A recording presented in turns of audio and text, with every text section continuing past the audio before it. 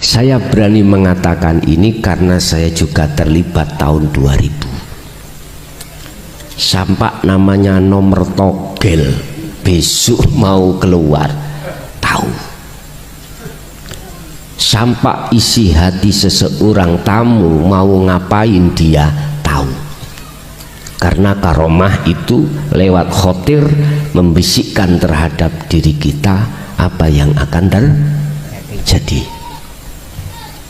Nek oke, monggo sekaligus saya ijazahkan. S2 oke engko tengah dalan moro belok arah ndak nggih? Nggih pun ngeten. Lah wong tujuan kholwat malam hari itu Pak jenengan iku suluk bertemu Allah, mboten bertemu, tidak bertemu selain Allah. Kalau oke, gini caranya. Fasjud sujudo. Bahasa sujud iku secara syariah yang jenengan harus menaruh kepala paling bawah. Bahkan lebih tinggi dari pantat. Itu maksudnya apa? Gini. Di hadapan Allah kamu itu harus merasa dirimu adalah itu kuning-kuning kintir di kali itu. Apa itu? Ya itu. Walaupun jenengan itu ditokohkan masyarakat karena kekayaan jenengan, dihormati oleh masyarakat karena kekayaan jenengan, kedermawanan jenengan. Karena ilmu sampean, Anda harus menaruh dirimu di mata Allah itu laksana seperti apa Mang? Kotoran. Maksudnya sujud itu ada di situ. Apakah dohir saya harus sujud? Terserah, monggo. Tapi ayat yang lain Allah katakan alladzina yadhkurunallaha qiyaman wa qu'udan. Boleh dengan duduk, berdiri, wa ala junubihim, boleh dengan berbaring. Terserah. Apa yang harus sampai lakukan di situ? Bon. Kembalilah kepada keterangan di awal tadi terkait zikir nafi. Kumandangkan hatimu tidak hanya berzikir sir dalam hati Allah, diucap dalam hati, pun juga Anda harus berzikir sirul asrar terus menerus lewat napas. Ingat, akal jangan jenengan ikutkan. Nek jenengan ikutkan mesti pusing, panas diri jenengan. Cukup di dalam hati lewat rasa. Udah. Inilah Bapak Ibu, Allah katakan dalam surat An-Nur ayat 35. Nurun ala nurin yahdillahu linurihi mayyasha. Nanti jenengan akan dihadapkan, didatangkan Allah cahaya. Dengan cahaya itu tujuannya adalah untuk menghilangkan kegelapan ini. Cuman kegelapan ini maksudnya apa? Hati kita gelap itu karena ada iman selain Allah. Di situ nanti jenengan akan menghadapi alam mukasyafah. Kalau sudah lengket di situ, makanya dikatakan ahli kasyaf. Ahli kasyaf kalau kita lihat di dalam kitab hikam itu kelompok ada dua, kasaf suwari dan kasaf maknawi. Saya berharap bukan kasab suwari jenengan. Jikalau memang di situ Allah memasukkan di dalam alam mukasyafah, makom mukasyafah, harapan saya jenengan diletakkan di kasab maknawi. Artinya apa? Bukan jenengan sing butuh karomah, tapi karomah ngintil. Bukan kita yang disetir makhluk, tapi makhluk yang kita setir. Bukan duniawiyah yang menyetir kita, tetapi kita yang menyetir duniawiyah. Di dalam alam mukasyafah itu Bapak Ibu, jenengan akan dipertemukan Allah terhadap para malaikat. Alam malakut. Wah, nek niki mesti seneng sampean. Takut tengok kesenangan lali ambek perjanjian, aku khawatir. Tapi saya husnudon mawon. Saya berharap pada Allah jenengan diselamatkan dari cahaya-cahaya yang selain cahaya makrifat yang disebut cahaya nurullah yang di dalam alam mukasyafah. Yes. Apapun yang terjadi di situ, jenengan akan bisa melewati dengan benar dan tidak terjerat di dalam alam mukasyafah, di dalam alam malakut, apabila sampean eling pesen kula. Apa tujuan kita suluk kholwat ini? Menemui Gusti Allah. Langaten nggih. Otomatis tidak boleh lepas zikir yang sejatine zikir mau. Adzikru bisiril asrar. Ini iman rasa siapa yang menggerakkan terhadap malak? Jawabnya adalah Allah. Berarti iman sampean hanya pada Allah, bukan pada malak. Paham ya? Malak itu jamak saking malaikat. Lah ngene lah. Malaikat itu makhluk sama dengan kita. Dah. Jenengan manakala suatu tempo dimasukkan alam berikutnya, ada alam Jabarut umpama jenengan ditemukan Allah terhadap makhluknya berupa jin atau iblis atau bongso-bongso di situ. Di situ akan menghidangkan kesaktian, sidangkan kesaktian jenengan. Apakah jenengan pingin seperti Kiai Barseso? Ada di situ. Jenengan tinggal nggih gitu langsung.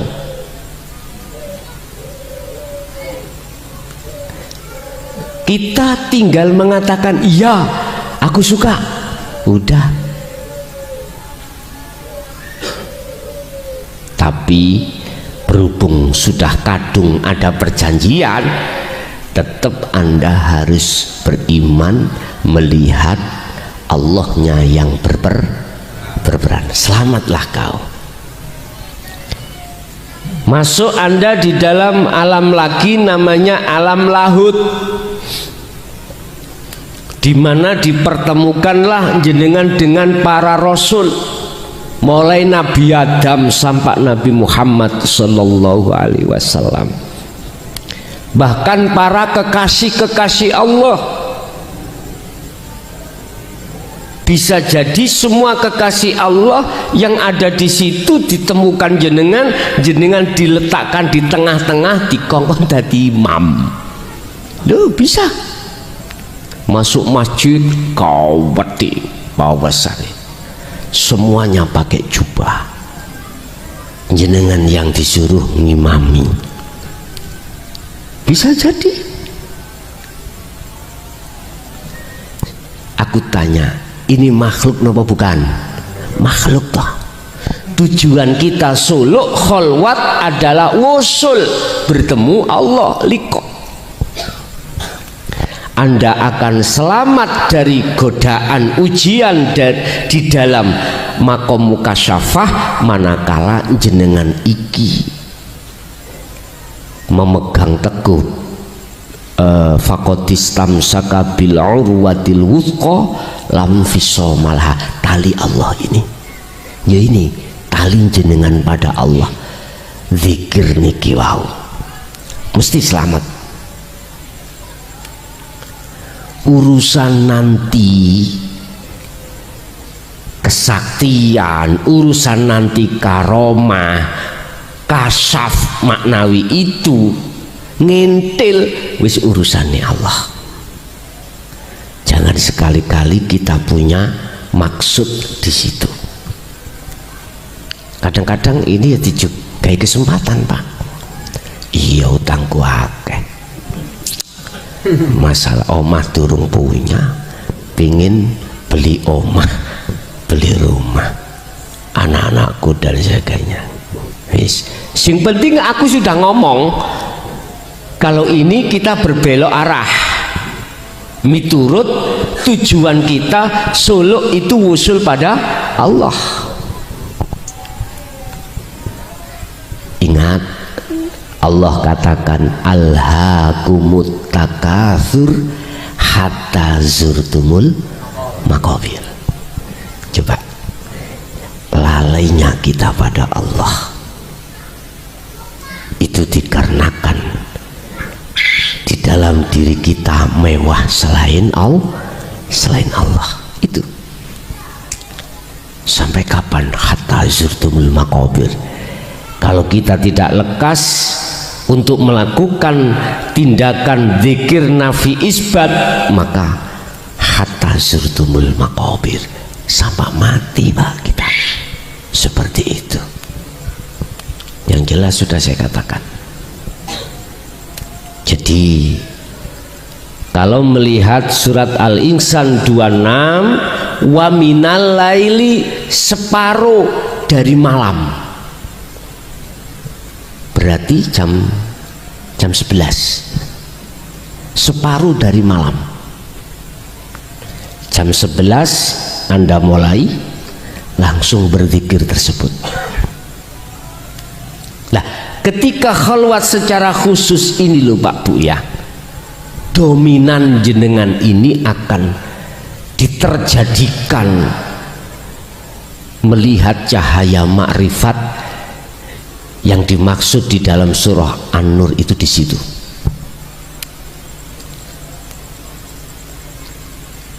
Lah, ketika betul-betul di dalam hati jenengan sudah terlaksana zikir nafi, maka secara otomatis illallah isbat, menetapkan otomatis.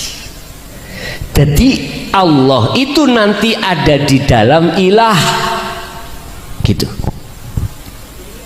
Ilah. Setelah proses pensucian diri dari iman selain Allah lewat zikir sirul asro di tahapan su'aul basiro selesai, maka isbatkanlah ilallah dalam hatimu. Maksudnya tetapkanlah dalam hatimu ilah, Tuhan itu hanyalah Allah. Imanmu itu sudah tidak terhadap makhluk. Nek cara lesan enggak apa-apa kita ngomong air ini makhluk, hukum sebab akibat hilangnya rasa dahaga, monggo. Tapi tetap hatimu harus beriman hanya karena Allah. Itu sistem Rasulullah seperti itu, lengkap sudah. Jadi jikalau dalam hati jenengan itu sudah beriman hanya hidup zat yang maha suci atas segalanya, berarti persaksian syahadat jenengan itu sudah benar. Waktu sholat hatimu hanya beriman, yang berperan hanyalah Allah, berarti syahadatmu itu sudah benar. Asyhadu alla ilaha illallah. Arahkanlah hatimu terhadap wajah Allah. Niki pernah terjadi terhadap beliau Nabi Ibrahim di dalam surat Al-An'am ayat 79. Dikatakan beliau wa ma ana minal musyrikin, sudah tidak dikatakan beliau itu ruhaniyahnya itu menyekutukan Allah, atau alias sudah melaksanakan dzikir nafi isbat, ketemunya di kalimah inni wajjahtu wajhiya. Niki lak sering sampean waos to, Pak. Sering kita baca setelah takbiratul ihram yang disebut doa iftitah. Inni wajjahtu wajhiya, sesungguhnya ku arahkan wajah ruhku kepada wajah Allah. Wajah ruhku yo iman itu, iman yang sudah ihsan niki. Iman yang sudah ihsan diarahkan terhadap wajhiya, wajah Allah. Mana wajah Allah ini?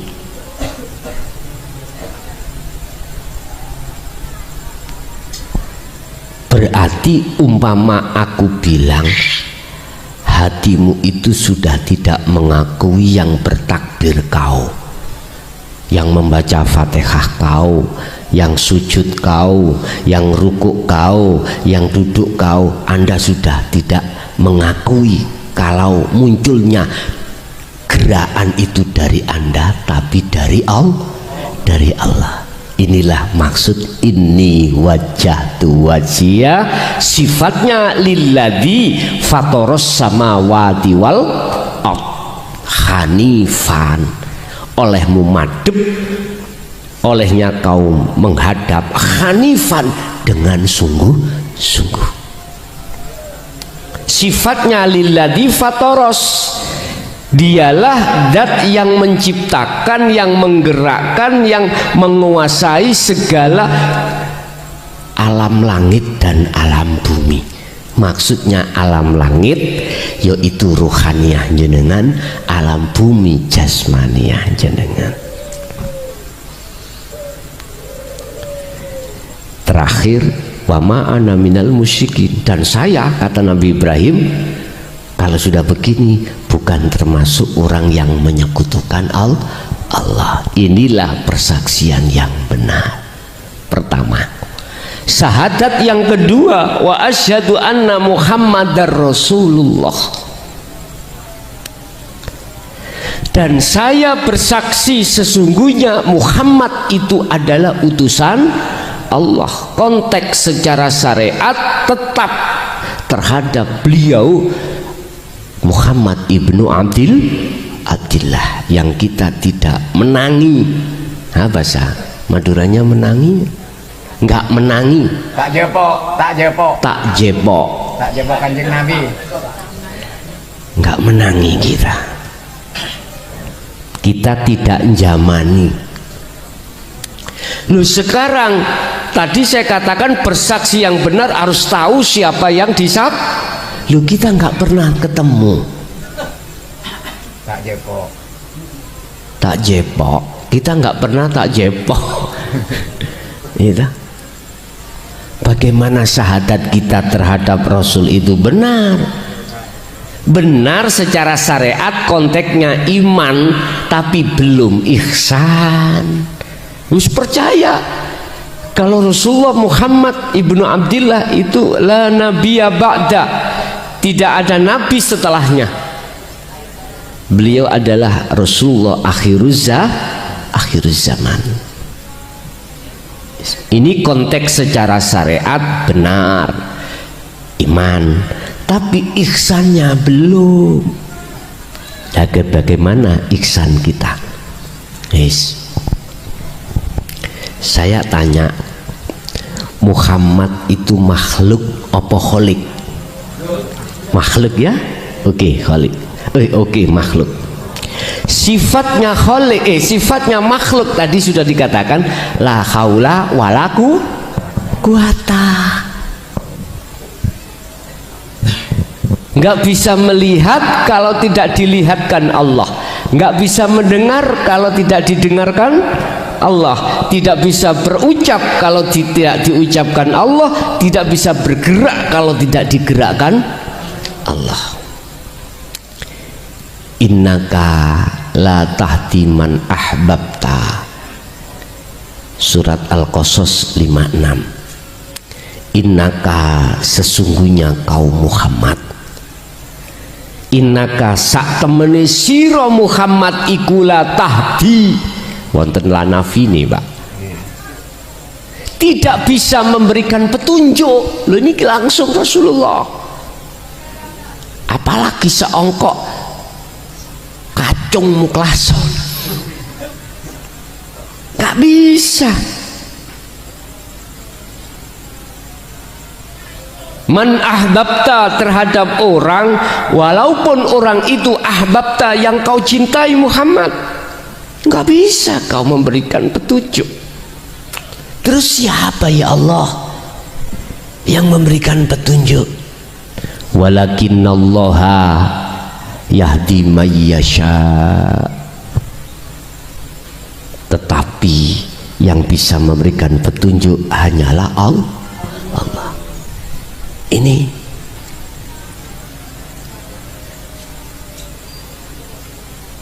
Ini Al-Quran.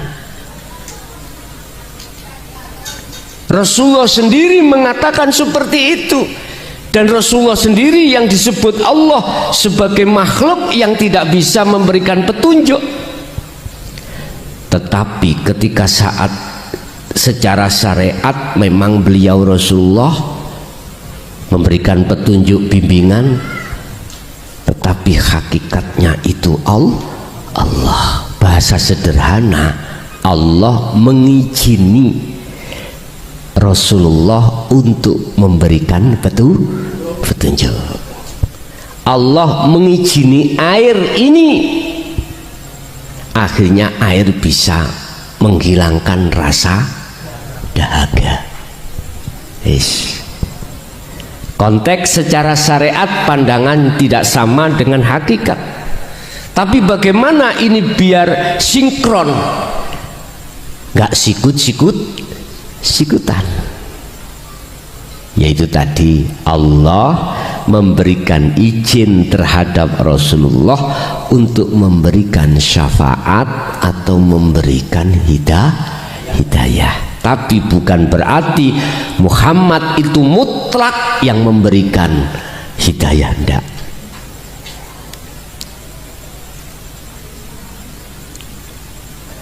Kalau Muhammad Rasulullah itu adalah makhluk, Allah katakan kul innama ana basarum mislukum, Al-Kahfi ayat terakhir. Muhammad katakan innama ana basarum mislukum. Rupane perkataan yang dikatakan Rasulullah yang atas dasar perintah dari Allah, innama ana, sesungguhnya aku, kata Rasul, iku basarun, manusia, mislukum, sama dengan kau. Berarti Muhammad iku makhluk. Muhammad makhluk. Jenengan kali kula makhluk napa khalik? Berarti jenengan Muhammad. Air makhluk apa khalik? Makhluk. Berarti kalau air ini makhluk, berarti boleh secara hakikat loh, bukan syariat, ini adalah bisa dikatakan Muhammad. Nalarnya asalnya dari Nur Muhammad sing disebut Ahmad, yang akhirnya secara fisik disebut Muhammad. Iku Rasulullah, utusannya Allah. Artinya Air ini kalau tidak diutus oleh Allah, air ini kalau tidak diizini oleh Allah, air ini tidak akan pernah bisa mendatangkan rasa seger, menghilangkan rasa dahaga. Wis titik. Berarti secara hakikat persaksian yang kedua, jenengan itu wajib iman bahwasanya makhluk siapapun bisanya bergerak karena digerakkan oleh wis niki lho Pak. Bersaksi yang benar itu di situ. Kalau boleh saya katakan, asyhadu alla ilaha illallah itu adalah hidup, wa anna Muhammad Rasulullah adalah makhluk yang digerakkan. Nek jenengan kalau kita itu berpikir seperti itu, tak jamin gendeng. Gila. Tresno, cinta, ada beban rindu banget ketemu Allah. Lah nanti dikatakan bertemu, la ibsorun wa mubsorun wa basorun. Dalam pandangan diri jenengan ini sudah tidak ada selain Allah, nggak ada, termasuk diri kita itu nggak ada. Yang ada cuman innani anallah la ilaha illa ana fa'budni wa aqimis sholah li dzikri. Bergemuruh hati jenengan itu keakuannya Allah. Ini namanya bertemu. Dikatakan bertemu itu bukan satu dengan yang lain bertemu gini, ndak. Memang prosesnya kita di situ. Tapi dikatakan liqa bertemu Allah itu bukan perkaranya ruh bisa melihat Allah. Ainul basirah bukannya itu bisa melihat wujudnya Allah, bukan. Ibnu Abdullah dalam kitab Hikam itu dikatakan liqa bertemu itu la ibsarun sing melihat, wa mubsarun yang dilihat, yang melihat makhluk, yang dilihat Allah, wa basyarun mata untuk melihat, semuanya iki hancur. Terus yang mana?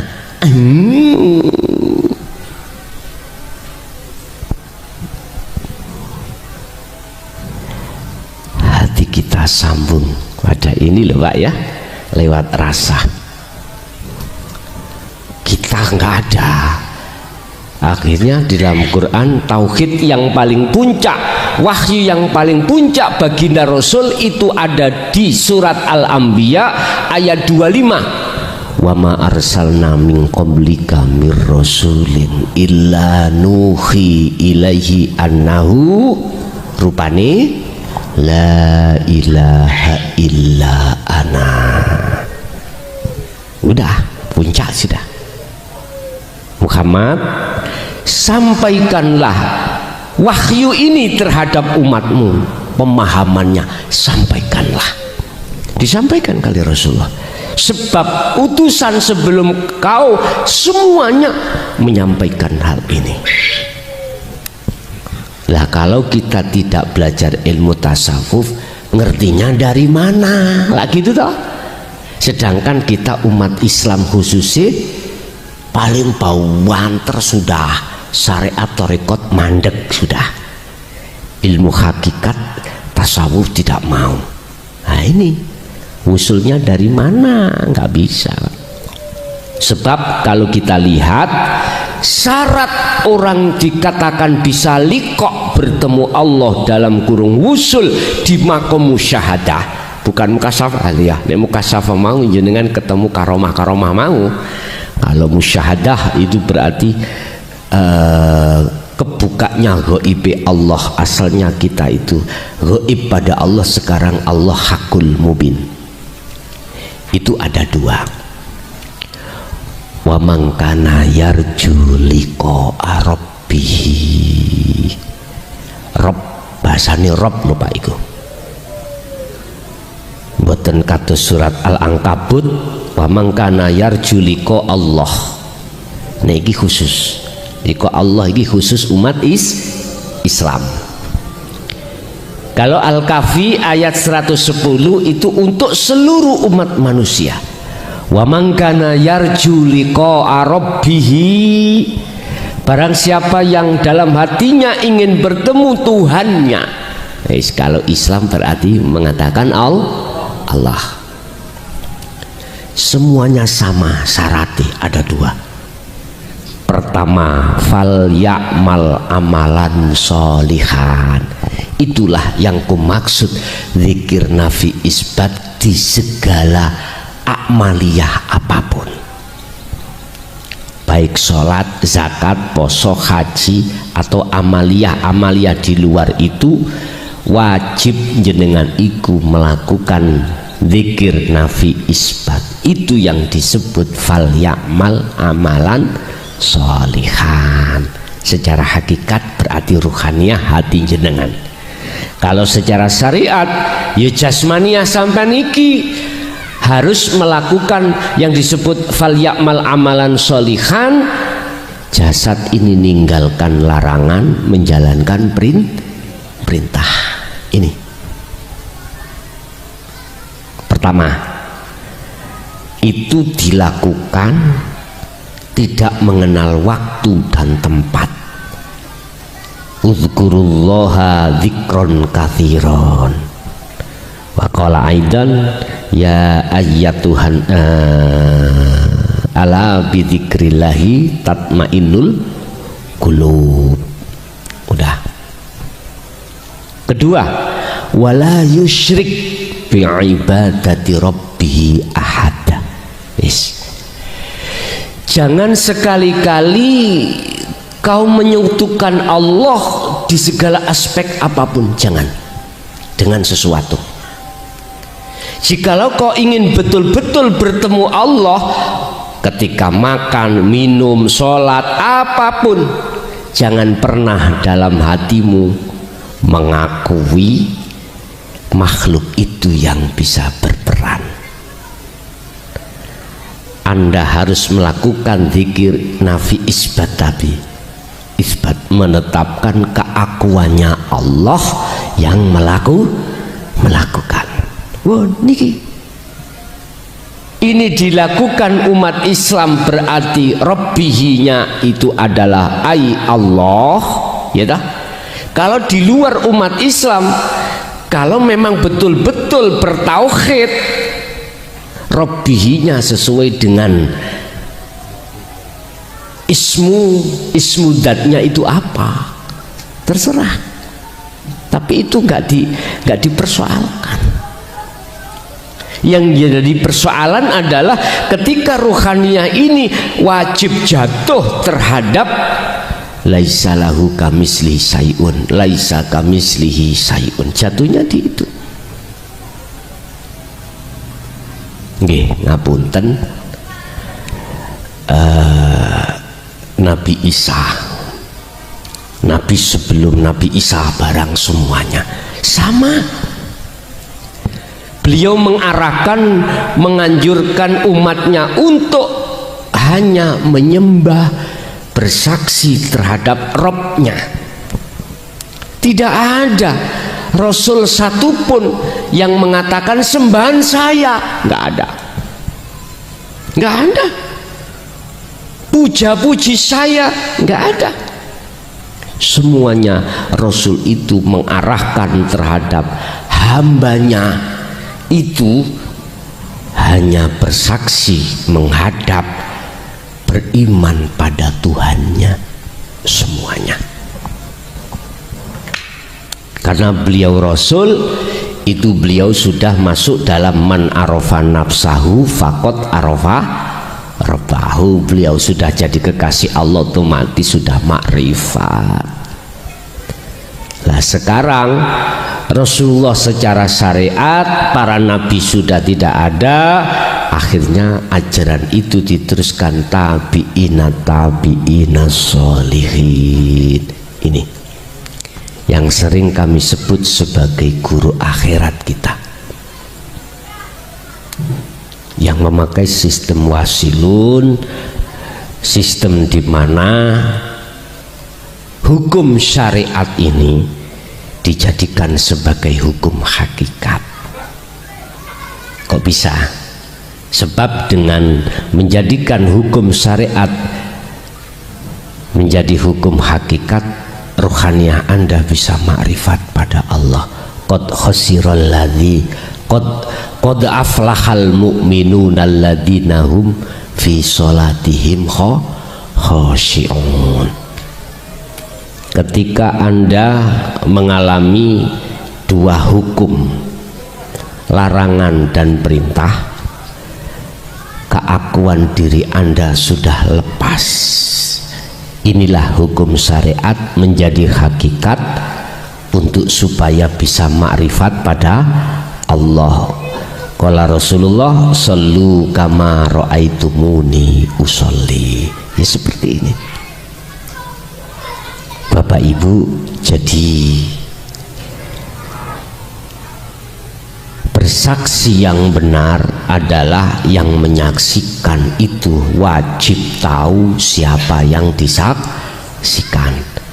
Kalau bahasa mata dohir, kita bersaksi terhadap makhluk, membuahkan satu iman adanya makhluk dunia seisinya, menunjukkan adanya Allah. Sebab makhluk yang menciptakan Allah. Berarti mata dohir kita menyaksikan makhluk. Sekarang sertailah mata hati Anda untuk bersaksi pada yang menciptakan mau. Caranya sudah kami terangkan di atas tadi, tentang inilah hakikatnya syahadat. Jelas nggih? Jelas.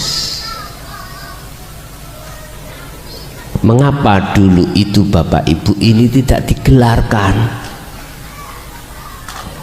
Terus terang aja, beliau-beliau itu tidak menggelarkan, tidak menjelaskan secara umum seperti ini karena pada saat itu masih takut fitnah. Estu. Sebab fitnah itu datang awalnya atas ketidakfahaman, ketidaksinkronan antara kacamata syariat dengan kacamata hakikat. Umumnya orang melihat dengan kacamata syariat, khususnya orang melihat kacamata hakikat, jadi nggak sama. Kacamata syariat kitanya melihat makhluknya, kacamata hakikat melihat hidupnya, zat yang maha suci ini yang berperan. Ya sama dengan air tadi loh Pak. Sudah benar menurut kacamata syariat, kita beriman secara akal, kalau tidak minum air ya nggak akan hilang dahaga secara akal. Dalil akli ngoten. Tapi kita tidak sadar dalam satu ayat, innahu bikulli syai'im muhit. Kalau Allah itu melimputi setiap makhluk itu. Mengapa kita nggak sadar? Karena kita ilmu tasawufnya disembunyikan. Akhirnya kita sebagai umat menengah ke bawah, ndelurung, kesasar, orang ngerti. Sebab berangkatnya ngerti itu dari taklim, dari taklim muta'alim kita, dari belajar kita. Kalau itu tidak ditaklimkan, tidak diajarkan, bagaimana kita akan paham? Sama dengan Tarsan di hutan ini kalau Pak Bu, kan nggak pernah Tarsan itu diulang ilmu matematika, kan nggak pernah. San telu tambah telu berapa san? Nggak bisa jawab Pak Bu, karena tidak pernah belajar matematika. Biasanya ya, bisanya ya yaitu bahasanya bahasa hewan itu.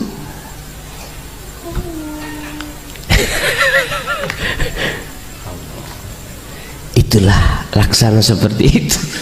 Berarti kita yang tidak mau belajar tasawuf laksana seperti seperti itu. Yastami'unal qaula wa yattabi'una ahsanahu.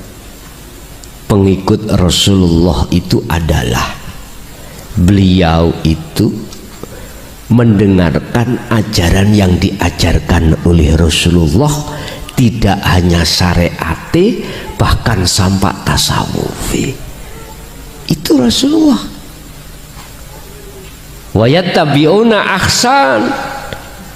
Dan tidak hanya mendengarkan dan paham aja, tetapi diamalkan. Jadi apa yang kugelar tadi, syahadataini, persaksian yang benar ini, kalau tidak jenengan praktekkan tadi di setiap aktivitas jenengan, eman-eman. Kata Rasul, al ilmu bila amalin kasajarin bila tamarin. Umpama sampean saya kasih sepeda, Bapak ini sepeda ya, buat ke pasar, buat kemanapun, biar manfaat. Sampean masukkan rumah, sampean kemuli sarung, udah nggak dipakai-pakai. Lalu mau make nggak bisa, dilihat aja, tapi nggak mau belajar, nggak mau praktek. Praktek memang Pak, awal kita belajar sepeda itu susah, jatuh, kadang nabrak tembok, biasa. Jenengan mengke kalau praktek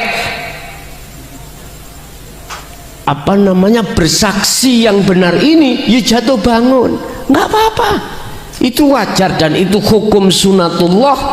Jenengan itu jatuh bangun, jatuh bangun. Wala tayasu fi raihillah, kata Allah, jangan kau berputus asa dalam rangka menyongsong rahmatku yang kumaksud makrifat. Jangan. Seberat apapun ekonomi yang kita hadapi Pak di rumah tangga niki lho, jangan menjadikan hati jenengan itu tidak selalu berzikir. Jangan. Estu, saya sadar kok, saya memaklumi kita semua yang hadir ini punya tanggungan rumah tangga yang tidak ringan, berat. Tapi kata Allah, innama amwalukum wa auladukum fitnah, itu ujiaku yang kuhadapkan terhadap dirimu. Betulkah kau tetap berangkat menuju dan bertemu aku, ataukah kau terbelenggu dengan ujian ini? Makanya sebetulnya saya itu kurang sehat sungguh, tapi tidak menjadikan saya ini berhenti untuk mengkaji ini, tidak. Saya punya prinsip matek ning dalan ya sama, mati sekarang mati besok itu sama.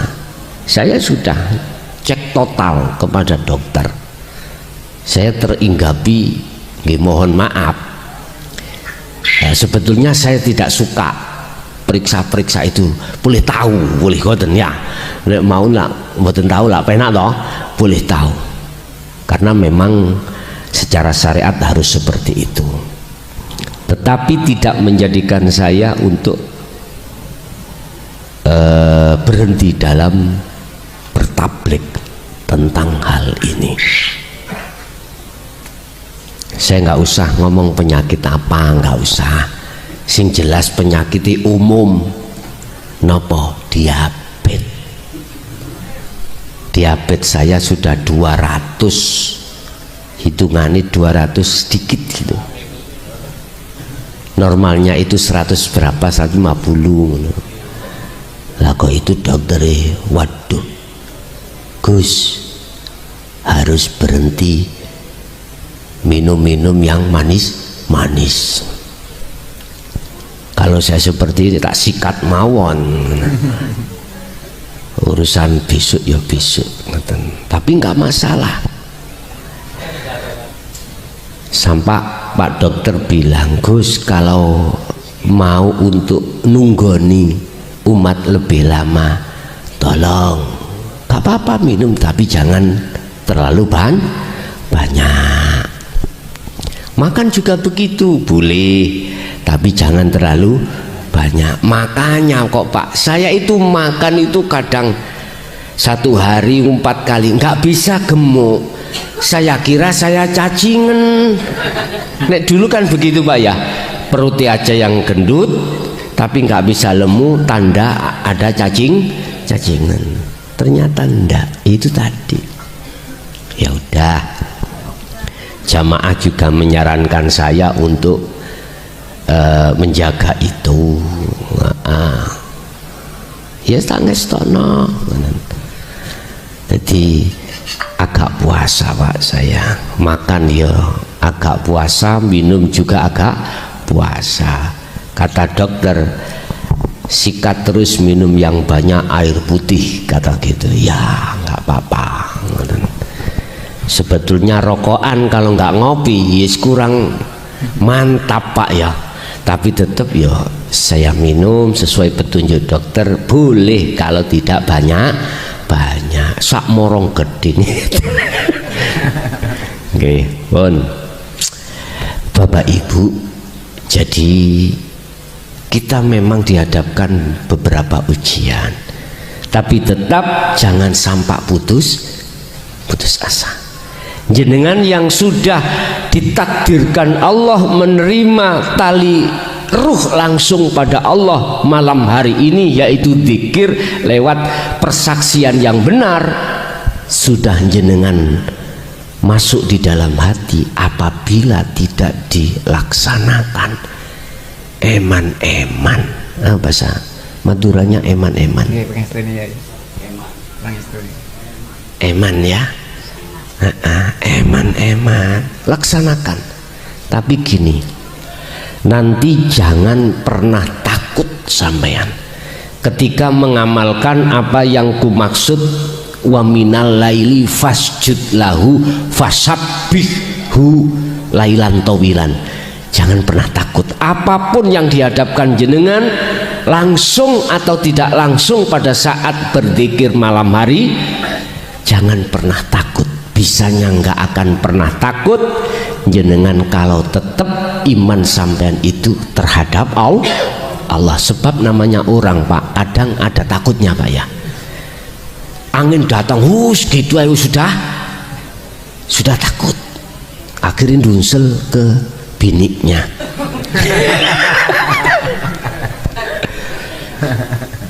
Nanti ada satu proses gini Pak, jenengan ikut terasa terangkat naik sampai melihat sab langit 1 sampai 7 itu, sampai nggak pernah, nggak usah takut. Sampai jangan berpikir istriku masih cantik, anakku masih kecil-kecil, akhirnya sampai langsung turun. Artinya udah kehendak untuk tidak diteruskan, langsung sampai diturunkan. Ada kehendak untuk tidak diteruskan karena takut, langsung turun sampean. Kadang-kadang tidak, itu jasad tidak ruhaniah yang keluar. Tahu jenengan yang keluar, jangan takut. Anda itu kan tujuannya Solo itu bertemu Allah, Anda diperjalankan Allah. Mengapa harus takut kalau yang memperjalankan itu Allah? Tapi namanya orang Pak, kadang imannya itu naik turun, akhirnya ingat istri, ingat anak, akhirnya nggak jadi. Nanti ngulangi lagi gitu, kadang-kadang angel. Iya, pertama itu udah loskan aja lah, los semuanya Allah. Aku yakin jenengan nanti tidak ada apa-apa pada akhirnya, nggak ada apa-apa. Cuman itu aja pesan saya, jikalau berlaku kholwat secara khusus malam hari, tengah malam jam 11 Pak ya, kan dihitung jam maghribnya itu kita jam 6 ya, katakan jam 6, terus subuhnya itu jam 4, kita hitung 6, 7, 8, 9, 10, 11, 12, 1, 2, 3, 4, berarti 10 dibagi 2 berarti 5. Kita hitung 6, 7, 8, 9, 10, 11, berarti setrat kita khalwat jam 11. Anda tidur atau tidak tidur nggak apa-apa. Kalau bahasa usolli sunatan tahajudi, yo harus tidur dulu walaupun sesaat. Tapi manakala tidak usolli sunatan tahajud, misalnya usolli sunatan hajat, nggak apa-apa, nggak tidur. Paham ya? Itu silahkan. Saya tidak memberikan deadline waktu berapa hari, enggak. Tapi kalau kita melihat surat Toha, beliau Nabi Musa ketika kholwat uzlah itu membutuhkan 40 hari 40 malam. Tapi saya tidak mendeadline harus 40 hari 40 malam, enggak. Kalau Rasulullah itu kalau bahasa kholwat hatal yakin, seterusnya sampai mati, itu Rasulullah. Al-Hijr 99. Rasulullah kalau mengatakan tentang kholwat adalah hatal yakin, sampai mati.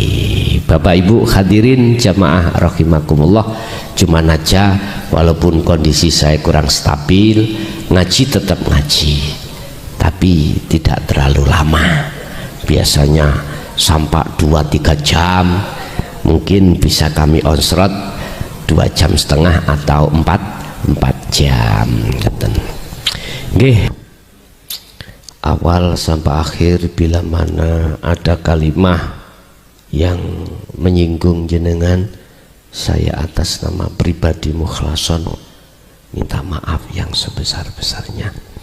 Untuk doa terhadap Mbah Yai saking kula dari saya, akhirul kalam. Assalamualaikum warahmatullahi wabarakatuh. Alhamdulillahirabbil alamin. Demikianlah tausiah dari Kiai Haji Mukhlason Rosid, yang mana beliau adalah pengasuh Pondok Pesantren Jaya Baru yang terletak di daerah Mojokerto, Jawa Timur. Tepatnya yaitu ada di Kecamatan Bangsal, Desa Sumbertebu, Jalan Perjuangan, Gelonggongan.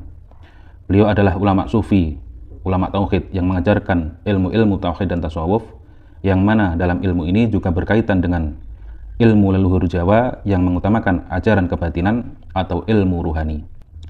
Dan ilmu tasawuf tauhid ini mengajarkan supaya manusia tidak tersesat nantinya. Tahu sejatinya diciptakan itu harus bagaimana, dan ketika sudah meninggal harus ke arah mana jalannya. Semoga apa yang disampaikan oleh beliau Al-Mukarram Kiai Haji Mukhlason Rosid benar-benar bisa memberi penerangan bagi kita yang buta akan pengetahuan dan gelapnya perjalanan untuk menempuh ke jalan Allah Subhanahu wa taala. Demikian, semoga bermanfaat. Wa'afu minkum. Wassalamualaikum warahmatullahi wabarakatuh.